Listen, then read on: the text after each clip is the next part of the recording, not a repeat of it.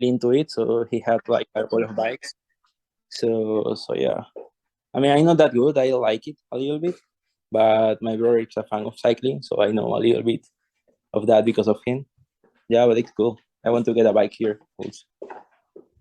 Yeah, that's great. Yeah, I love like I'm a runner, but cycling like I love cycling too, and watching is a lot of fun. Like watching the Tour de France. Like I've been watching the ones for like Lance Armstrong when he won it.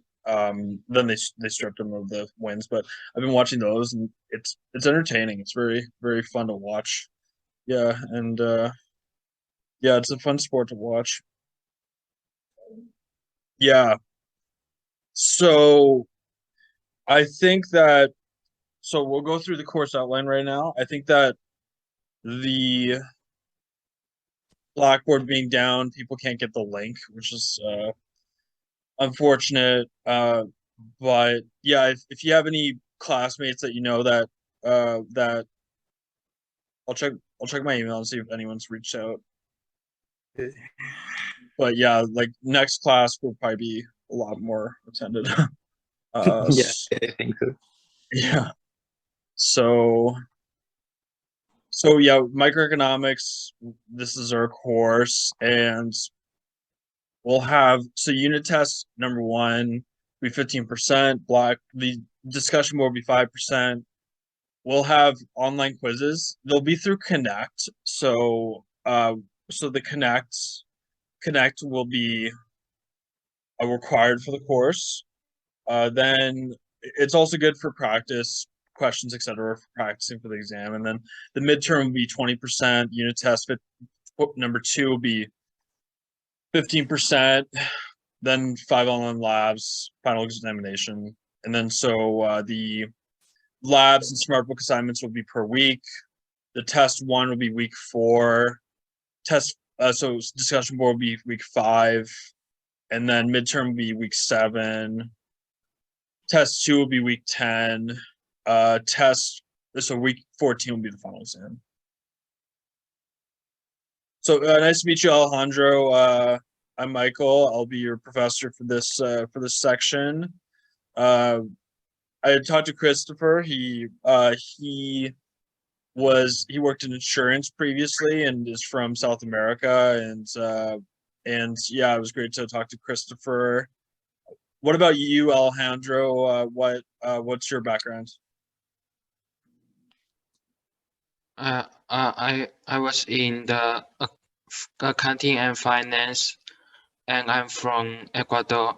I was born in Ecuador, and I studied in China for about 10 years, and 4 years ago I went to Canada.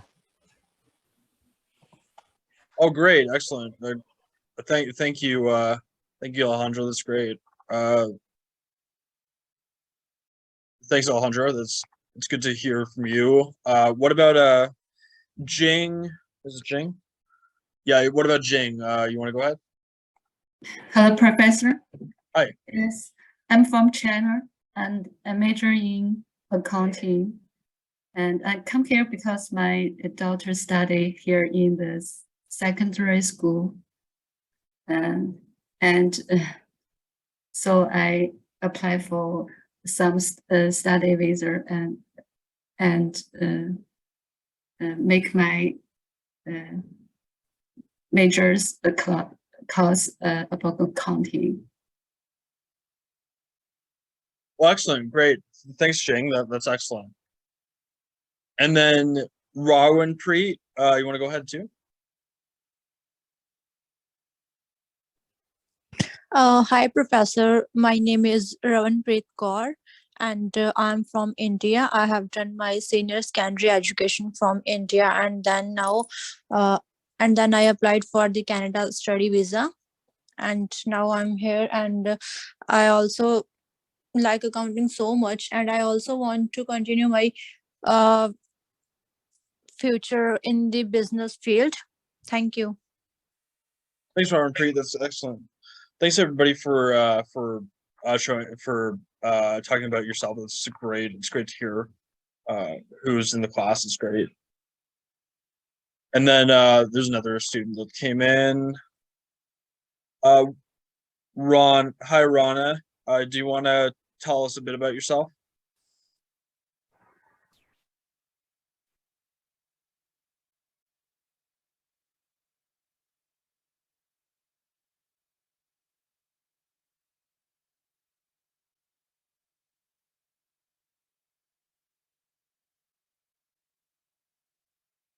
That's okay. So the learning objectives for today are we're going to go through 10 key concepts of economics, the definition of economics, the role of economic theory in economics, distinguishing microeconomics from macroeconomics and positive economics from normative economics. And then we're going to go through the economic problem for the individual and how trade-offs, opportunity costs, and obtainable combinations can be illustrated with budget lines. We're going to go through scarce resources and the economic problem. Then we're going to go through the concepts of production possibilities analysis, increasing opportunity costs, and economic growth. And then we're going to go through how economic growth and international trade increase potential possibilities. So the individual faces trade-offs, opportunity costs, figuring out if you want to choose a little more or less, and then incentives. And then we're going to go through specialization in trade, the effectiveness of markets, and low governance. And then production, standard of living, money and inflation and employment trade-off. So economics is focused on the efficient use of scarce resources to obtain the maximum satisfaction of society's limited wants. Scarcity of economic resources restricts options and requires choices. There's no free lunch. The opportunity cost of a choice is what is forgone from the choice. So people go after opportunities to increase their utility. And they make decisions based on certain incomes in mind. So marginal analysis are comparing benefits and costs. So you can compare the marginal cost versus the marginal benefit of an additional year in school. So the scientific method is so it shows you got to first observe and then create a hypothesis and then test the hypothesis. And then accept, reject, and modify the hypothesis. And then continue to test the hypothesis if necessary. So microeconomics is focused on individuals, so like small businesses selling and buying things. And macroeconomics is focused on the whole economy with the government operating. Then positive economics is focused on facts and how it leads to cause and effect relationships. Normative economics goes through what ought to be. Normative economics is not based on stats. So economic problem, individuals need to make choices because economic wants are unlimited, but means are limited. So limited income is finite even for the wealthiest. Unlimited wants are insatiable, wants change over time. So the average income in Canada is about $47,250. It's one of the highest in the world. Norway is the highest, $93,530. However, there's a lot of inequality in Canada. Like we have one of the highest qualities of life in Canada, but we have some of the most unequal distributions. So like the richest 1% of the country holds more than half of the money in Canada, while the other 99% owns the other half. So it's extremely unequal, while places like Norway are a lot more equal. So we have a very high standard of life, but we should be focused on increasing the equality. So budget line, it shows the attainable and unattainable combinations, trade-offs, and opportunity costs, choice, and income changes. So anything on the line is attainable. So anything on the line we can get in terms of products. So we could get, if we wanted to, so we have the choice of getting 4 DVDs, $4, 5 books, $2, 5 DVDs, 6 DVDs or $0, 3 DVDs, $6, 2 DVDs, $8, 1 DVD, $10, 0 DVDs, $12. So we can get anything on this line or below.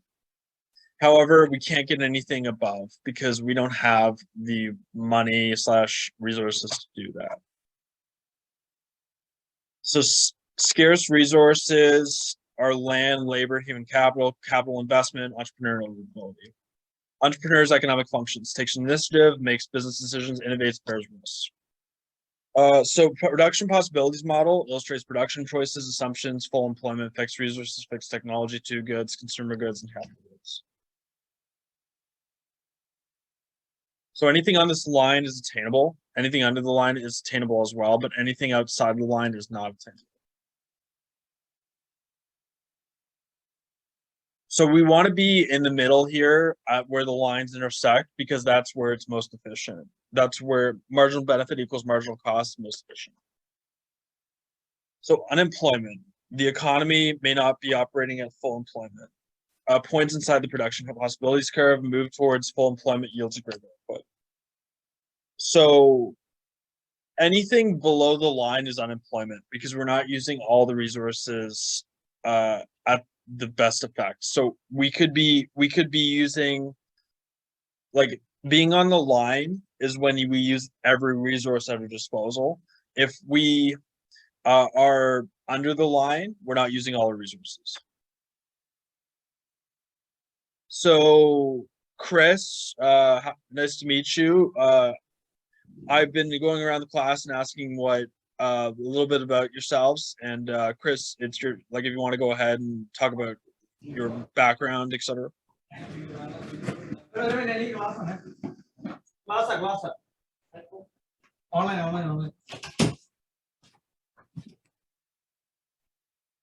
Yeah, hey, good afternoon. My name Hi. is Chris. I'm an Indian, but I was actually born and raised in Kuwait, and I came to Canada for pursuing my advanced diploma in accounting and finance. Oh, well, that's great. Excellent. What interests you most about finance?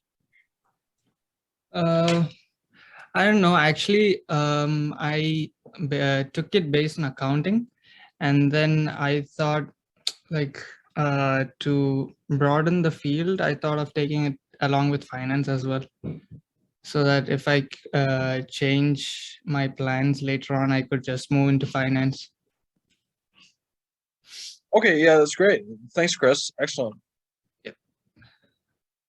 So a growing economy happens through increases in factor supplies. So anything that makes the curve shown in the slide prior, if it moves out, that's economic growth. So, like, if it goes like this, that's economic growth. Like, if it becomes bigger like that. So that happens through increases in factor supplies, improved factor quality, and technological advances.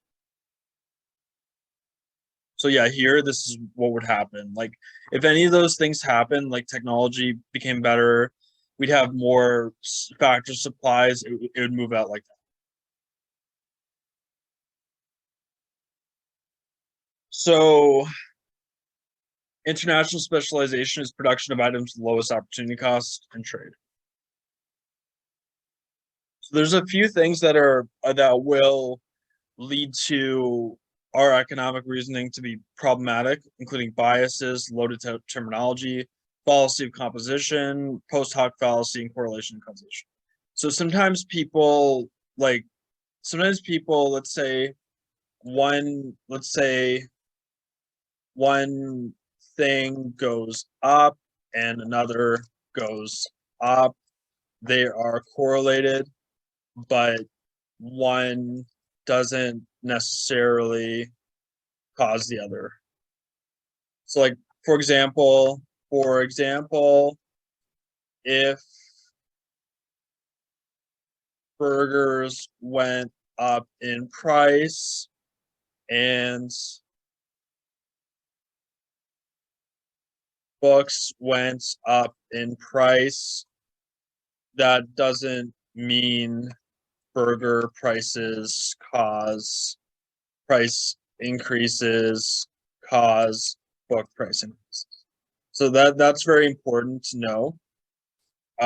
One doesn't cause the other, and then biases, don't be biased before, like, don't use bias to determine results in the study.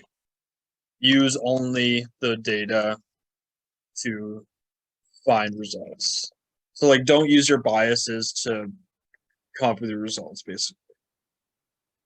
So, Gregory, nice to meet you. I'm Michael. I'm your professor. I've been going around the class and asking how, like, what all of you have done and like more about yourself. So you can go ahead.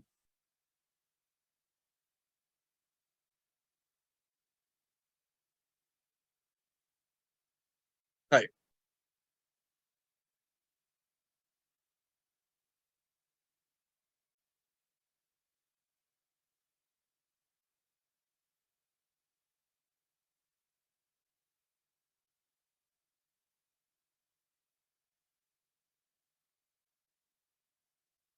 Yeah, you're right. Yeah. We've had that issue.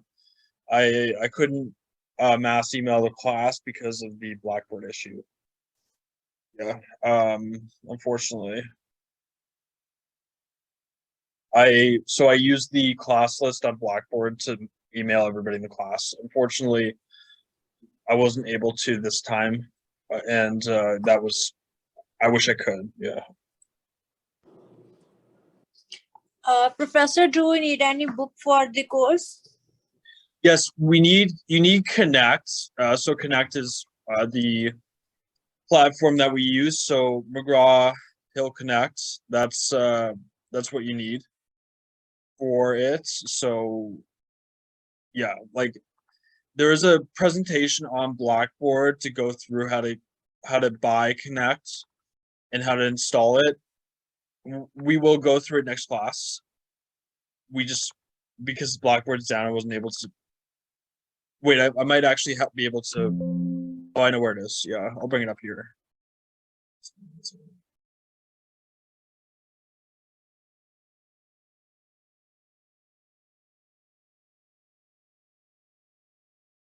So what's the course like? What's the section for this course? Is it energy, NRH, or NRF? I wasn't given like I just don't have access to the schedule right now. Which one is it? NRF, NRH, or energy?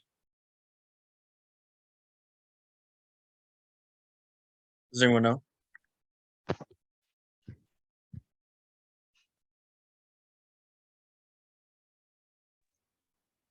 No, no idea. Wait. ECM 501, I think. Oh yeah. That's the main one. Like we'll just go through. So I'll bring up the energy one. So I'll share my screen.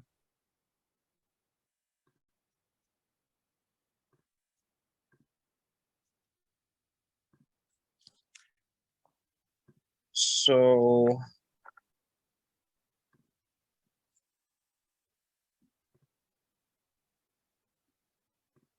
this is the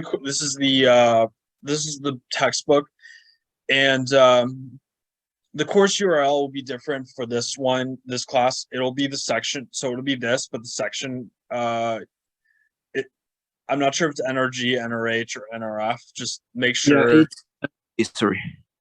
Which one? Energy. Oh, Sorry. it's energy. Okay. Excellent. Yeah. Oh, thanks, Christopher. So this one, you go to this course URL, and then enter your Connect information. So Connect, you have to purchase Connect additionally to the course, and it's good for practice and for the SmartBook assignments in the labs. So it's good for practice preparation. So it's about $89 online for the Connect platform, and then you just have to put your email in, and then put your Connect access code, and then access now. So purchase, yeah. So it's $89 for the additional. And yeah, any issues you have with registering for it, let me know and I'll help you. I'll do a screen share and then I'll help you with it. So so Jay, we've been talking to everyone in the class and seeing, like asking a few words about yourself. You want to go ahead and talk about yourself for a bit? Oh, hello. Hi. Okay. Can you hear me? Yeah. Okay. Do I just say about myself or? Yeah, like your background, education, experience, like what you like to do on your free time. I just graduated from Police Foundation, but I decided that I didn't like it that much, so I decided to do financing and accounting. Also, I like to play basketball in my free time or just stay at home, watch movies, I guess. Oh, great, that's cool. Yeah, policing is yeah, like I have a lot of respect for police, but yeah, it's like it's definitely you need to love it, right? Like you need to love it, Yeah. and that's great that you found that accounting and finance are more more for you, right? Yeah. And that's great, and then basketball's great, and then movies are great. That's awesome. Thanks, Jay. All right. Thank you. Yeah, no problem. Gregory, go ahead, Gregory. Yeah, I could. Can you hear me? Yeah. Yeah, I could never work in police or really any type of law enforcement like security. I just have a bad temper. Oh, Huh. yeah. Huh. Yeah. Yeah, Yeah. so I respect the people in the police service who can uphold the standard of professionalism because it takes a lot of work and it's, You need patience you for need it. to be cut out for it. Yeah, I'm not an impatient person. Yep. Yeah, it's yeah, like it's good that everyone's different, you know. Like I think about that a lot. Like I'm glad that, you know, some people are teachers, some people are policemen, some people are firefighters, some people are in the military, some people like to take care of like elderly people, some people are movie stars. Like I'm glad that we have all these people because if everyone was doing one thing, like if everyone was an influencer, we wouldn't have any surgery or, you know, stuff, right? Like Yeah. we wouldn't have rockets or cars or buildings. Like I'm glad that people do construction, people do movies, people do cars, people make rockets, people, you know, people save lives, like people uh protect people. Like I'm glad we have all these different people because, like, yeah, we wouldn't sustain a society if everyone was doing the same thing. So it's good that we have, you know, different skill sets because yeah, if everyone was like me, we wouldn't have any. Yeah. I'm studying to be an accountant. My aunt is a vice president in human resources, so hopefully I aspire one day to maybe go to be like, you know, level of vice president in accounting. Hopefully. Oh, that's great. That's great. Yeah. Definitely that's great. Yeah, it's Okay. yeah, it's great. You have great ambition. That's great. Yeah. Yeah, it's a good field. Yeah, very well paying. So this is, we'll go through this. The just more of an introduction to graphing. So graphs, they have a horizontal axis, vertical axis, independent variable, dependent variable. And usually how that goes is like the horizontal axis is the flat, and then the vertical is the uh like that. And the independent variable is usually on the horizontal, and then the dependent is on the vertical usually. So it's like independent, so let's say it's like this. So here if it's upward sloping that like that, the independent variable has a positive correlation with the dependent variable. But you can't say the independent variable causes increase causes the dependent variable increase?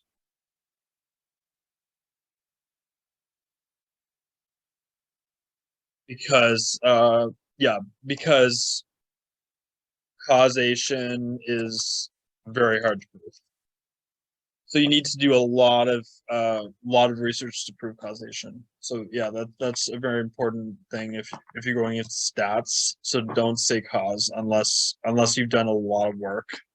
Even when you've done a lot of work on looking at what would cause something, it's almost impossible to state causation. So here, so consumption and income. So consumption is positively correlated with income. It's one of the closest things to causation, but like there's still some doubt in that. Like, yeah, so you just say consumption is positively correlated with income. This is a direct relationship. So if one goes up here. And this is called an inverse relationship. So one goes down, one goes up, basically. So yeah, inverse relationship, like one goes up, the other goes down. So can you think of any inverse relationships that you've seen in real life?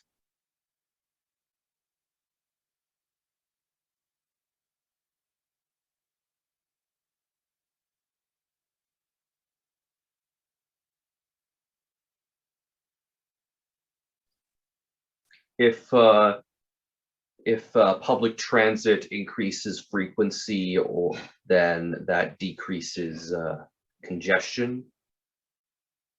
Yes, that's a good relationship. Yeah. Yeah, both on the bus and on the road itself, since more people will be in buses. Yeah, and you could also argue that's causal. It's a causation because it makes sense because all the people have shifted toward, like, all the people have went on trains instead of the road. So Yeah. like you could that's one of the things you could argue causation for, because there's a lot of factors that would lead to causation. So Yeah. that's a good one because it's correlation and causation. So that's great. Great. That's excellent. Yeah, I think that this is also an example of induced demand, which I think might be covered in this course. Yes, I believe it's covered too. Yeah, that's great. Excellent. So Noel, you want to go ahead? We've been asking everybody in the class to tell us a bit about yourself. Do you want to go ahead? Yeah, hi guys. My name is Noel Sebastian Philip, and I'm from India. Excellent. Yeah. That's it. I mean, do you want me to say anything more about? Yeah, you can talk more about yourself. Yeah. Yeah, I mean, I came in May. This is my second semester. I mean, yeah, Canada is good. It's great. Yeah, that's it. So, like, I don't have anything more to say. That's Well, that's great. Nice to meet you, Noel. Excellent. Thank you. No problem, Noel. That's great. Thanks, Noel. Thanks, everybody. Great stories, everybody.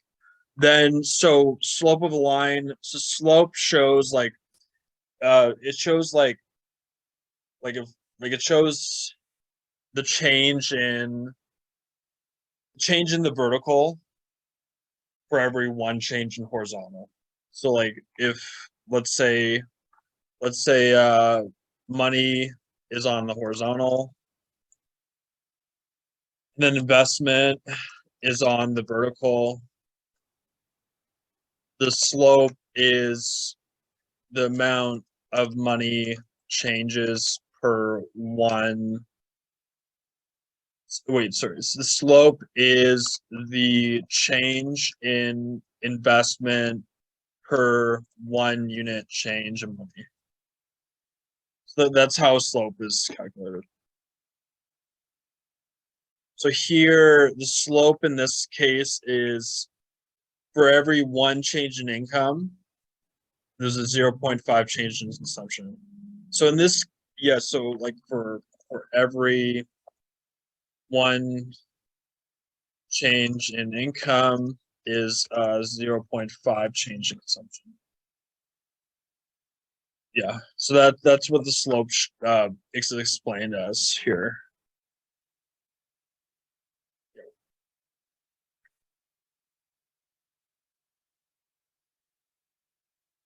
So here, the relationship between ticket prices and attendance, would you say this is inverse or direct? It's an inverse relation. Excellent. Yeah. So as ticket prices go down, attendance goes up. So that makes sense here. Yeah, like there would be more people that come in because it's cheaper. So that makes sense in real life. So you could argue this is causal.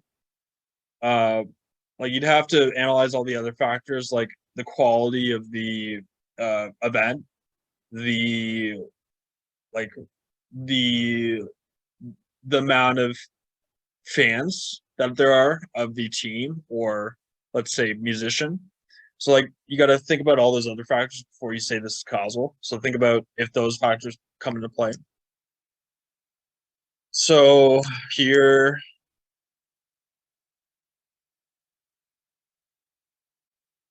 so this is inverse. Yeah, they grafted, and you're right, Gregory, this is inverse. So as ticket prices go down, attendance goes up, and they found that the slope is negative 2.5. So in that case, how would you interpret that? Like, how would you interpret that? In what way?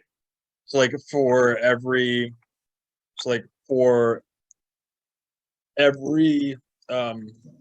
change in attendance, there will be a change in ticket prices. Oh, I see. For every $10 removed from the ticket price, an extra 4,000 people attend. Oh, that's great. Yeah, exactly.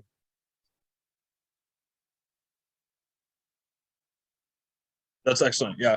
The here I like with a lot of the time in economics they put the independent variable on the y-axis. I prefer it on the x just for sometimes they go back, like I know for my graphs I've always done it the opposite of this, like ticket price be on the x-axis and then tends to be the y. Just here they prefer it the other way around. So but yeah, sometimes they go back and forth with it. But yeah, great job on the analysis there, Gregory. Here, so this would be an infinite slope. Like if it's a vertical line, the slope is infinite. It's not, you can't determine the slope. But if it's a horizontal line, the slope is 0.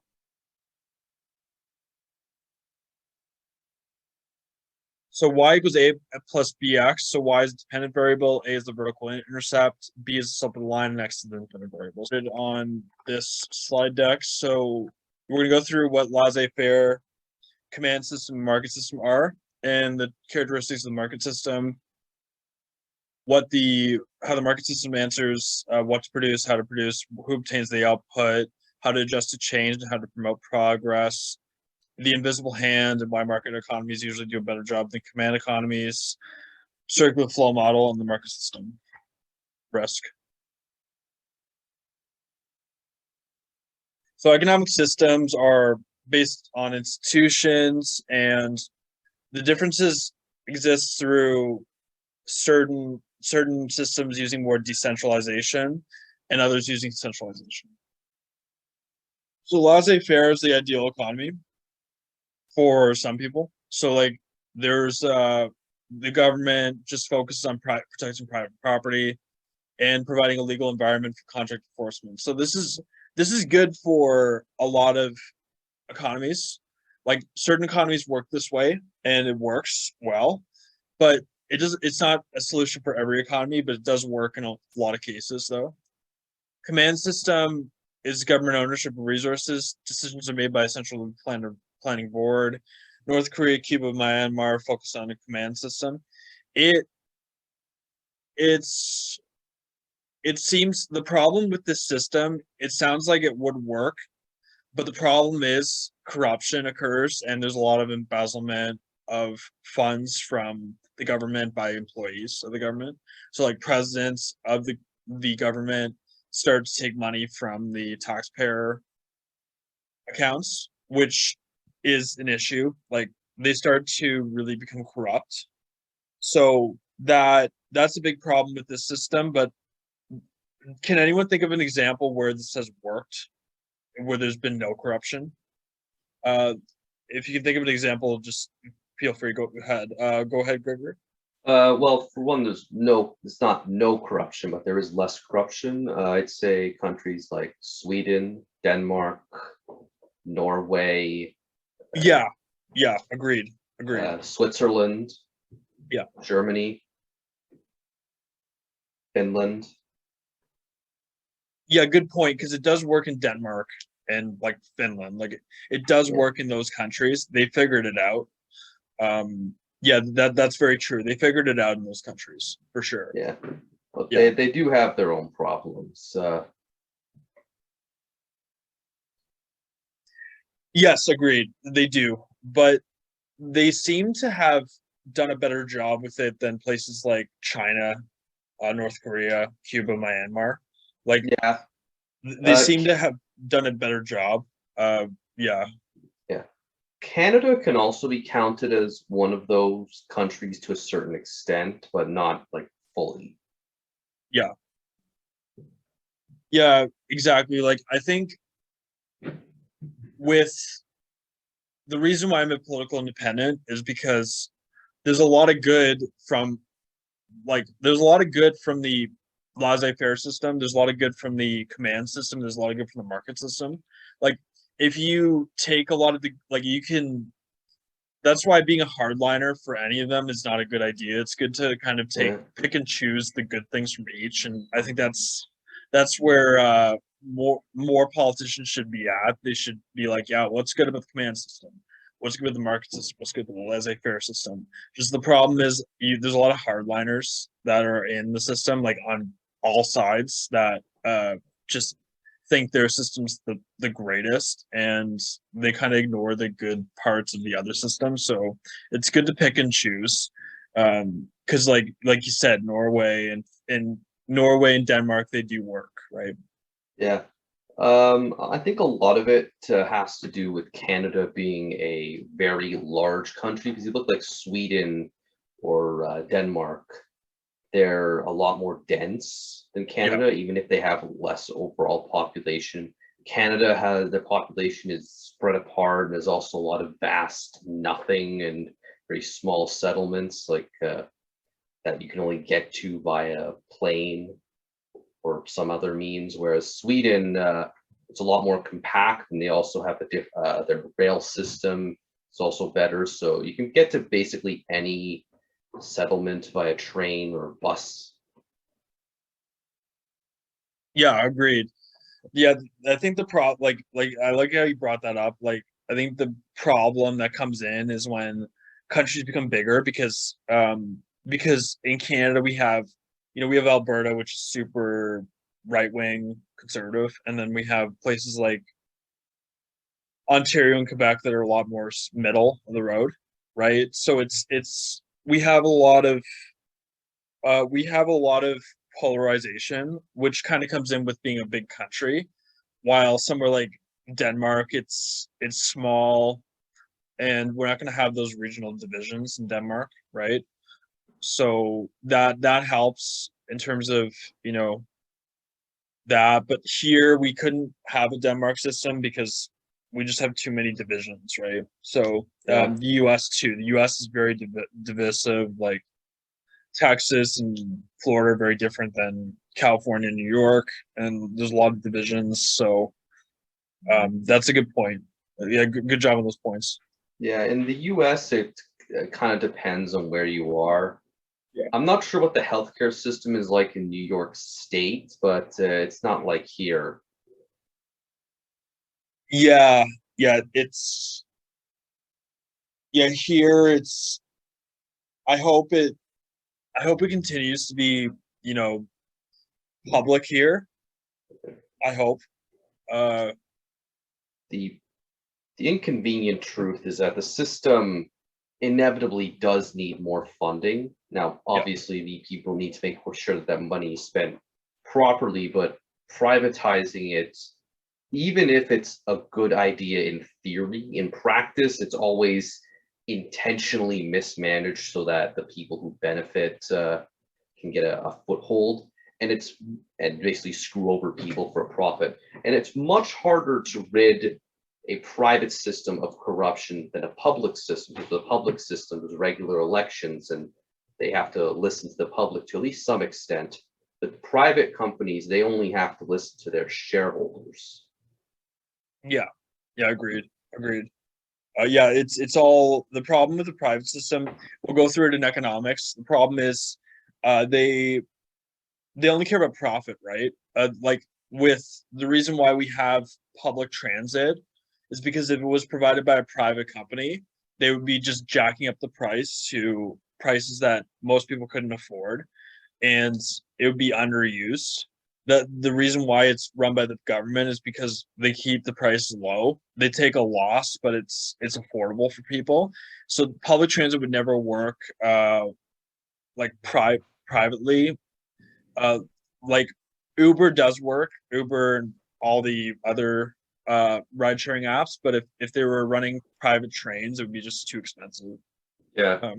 Yeah. Also, I would like to point out, it is possible for a public transit system to be ran like a private company and still be beneficial to the people, but that's sort of an exception case. Like, for example, in Japan, their national railway, JR, is completely private and basically a monopoly, but they continue to deliver exceptional service.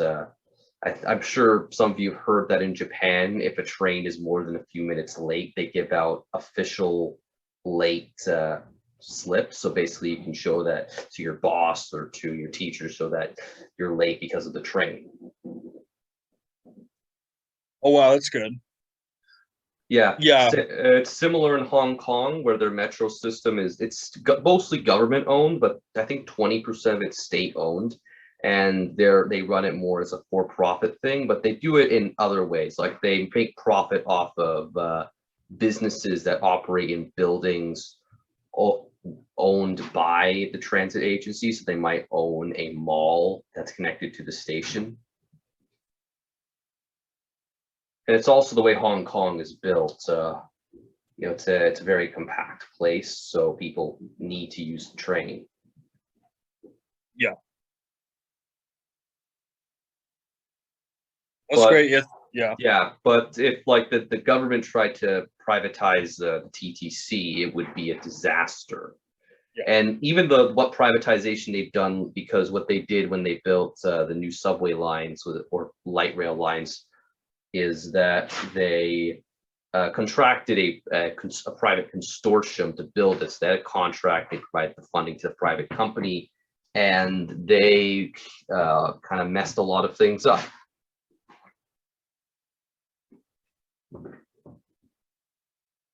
Yeah, exactly.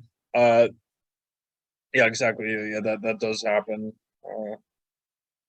Yeah, like they can either produce it in-house or they can contract it out, and there's problems with both. That's great.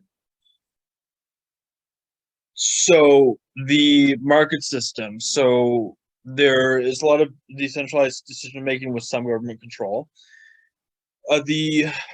There's private ownership of resources and self-interest behavior. So a lot of it's profit motivated. And private property, freedom of enterprise, freedom of choice, self-interest, competition, market prices are very important in the system. So property rights are very important. And then being able to choose and focusing on profit. So economic freedom. So they ranked the nations here on economic freedom. Hong Kong is #1. Singapore, Australia are in the top, like on the top tier here. Then Canada, the United States, mostly free. And then repressed countries that are repressed in terms of economic freedom, they're very they're very small economies. So Mozambique, Algeria, North Korea, they have very low qualities of life. So economic freedom is important for higher quality of life and higher economic output. However, it's not the only thing. There's a lot of other factors that come into play to keep us have a higher quality of life. So technology and capital goods, they're important to allow market economies to have higher efficiency. So money acts as medium of exchange. Barter requires consistent coincidence of wants. So bartering is a problem because you can't exchange like a diamond necklace for craft dinner. So it breaks down. You need to have money as a medium of exchange because trading, let's say, a Mercedes for a loaf of bread just doesn't work. So you need money to facilitate the transaction. So then market failures happen because of like it's either like not enough production or too much production. So you need an intervention to make production at the efficient level. So the 5 fundamental questions are: what goods and services will be produced? How will goods and services be produced? Who will get the goods and services? How will the system accommodate change? And how will the system promote progress? So goods and services will be produced while total revenue is greater than total cost, and then they'll stop when profit is maximized. And dollar votes are customers will buy more and more and more of something that they like and that'll show that the company should keep producing it. So how will the goods and services be produced? Minimize the cost per unit by using the most efficient techniques. So right mix of labor and capital, optimal location of production facilities, technology, and prices of the necessary resources. So who will get the output? So consumers with the ability and willingness to pay will get the product, and them being able to buy it depends on income, and then also their willingness depends on profits. So how will the system accommodate change? So changes in consumer taste, changes in technology, changes in resource price. This will be very important to how the market system operates.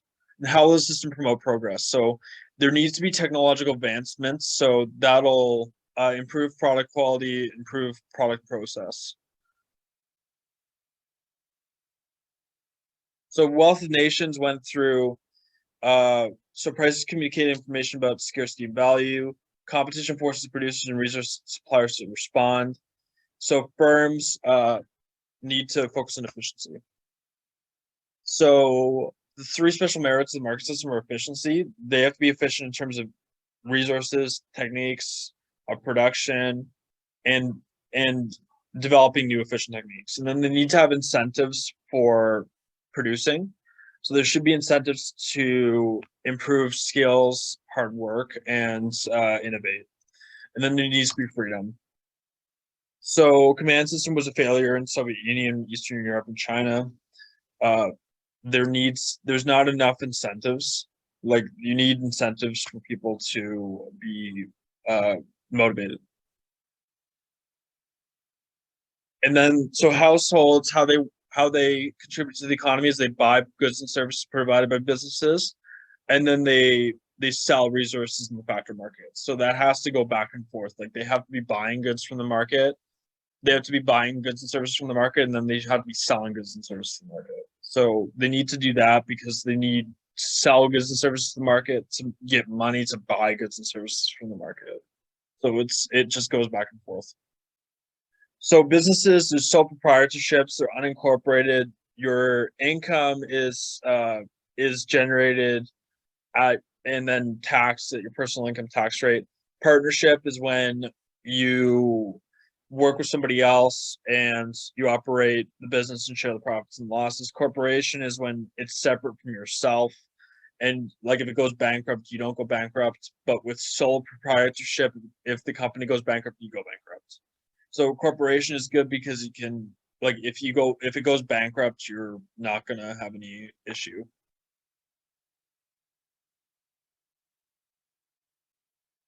Product market is where the goods and services are produced by businesses are bought and sold.